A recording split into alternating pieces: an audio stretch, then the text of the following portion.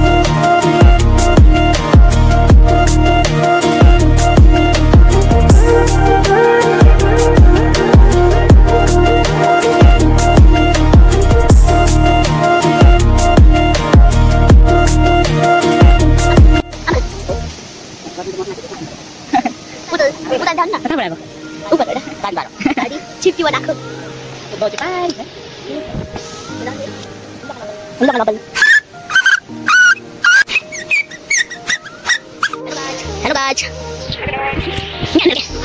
Ada angkas ke dalapan kita lagi dap. Tak tahu lah.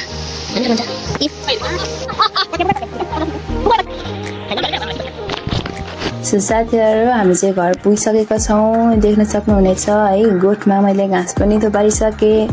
अब घाम त मैले भनिहाले लागिरहेको छ, धेरै गर्मी पनि भइरहेको छ। अब घाममा त तिर्खा लागिहाल्छ। काम गरेर आएपछि हैन साथीहरु, तिर्खा चाहिँ लास्टै लागिरहेको छ।